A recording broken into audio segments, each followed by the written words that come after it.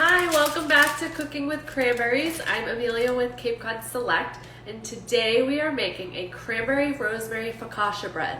Let me tell you, I didn't know bread was so easy to make until I made this recipe. It was brought to us in one of our blogger challenges, and it is amazing.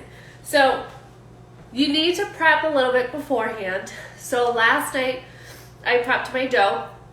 I did 2 cups of flour, 1 teaspoon of salt, and then 1 1/4 teaspoon of instant yeast. So I combined that last night together in a bowl and I put it in the fridge overnight. This morning I took out the dough, I put it in a separate bowl with some olive oil and brought it to room temperature so that it would rise even more. So now we're gonna get to the next couple steps. And so now we have this dough, it does have some olive oil in it. I'm going to take it out and I'm gonna, actually, hold on, I need a little bit of olive oil on my baking sheet, which I've lined with parchment paper. So just like a teaspoon. That's my oven, I preheated it to 425 degrees. So now that I have my olive oil on my sheet, I have my dough. I'm going to place it on my sheet here. I think you can see. And I'm just going to spread it out a little bit. I'm not going to go crazy. You want maybe about 8 inches, so a little bit wider than your hand. And you just want to pop any bubbles that might appear. So, all right. So my dough is ready, basically. I'm going to rinse my hands off because they are covered in oil. Like I said, we lined it with olive oil.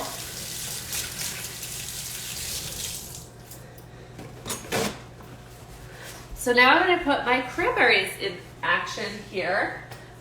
So we're using Cod Select frozen cranberries. They're available year-round, nationwide in your local grocery stores.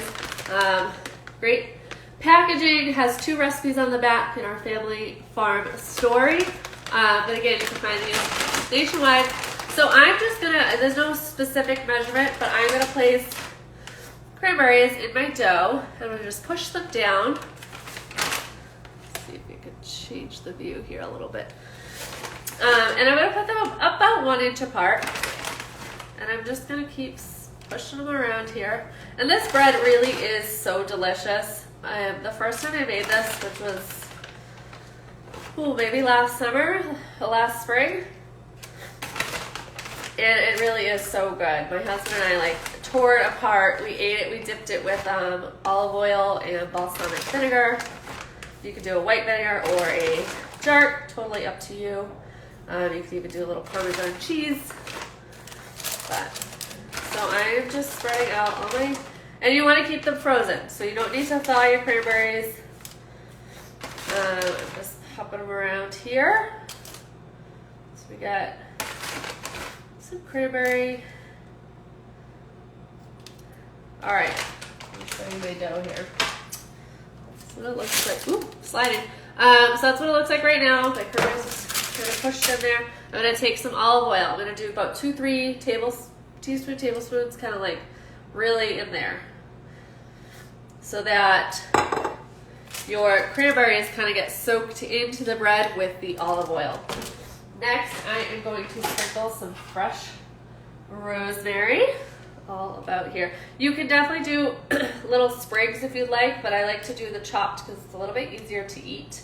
The sprigs do look nice for photos, but to eat, I think this chopping up the fresh rosemary is a little bit easier. So now I'm just going to add some flaky sea salt on top of my bread here.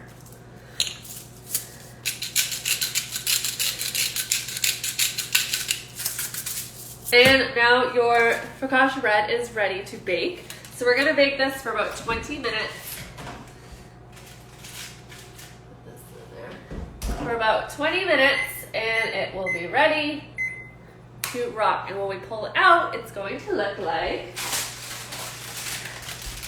this.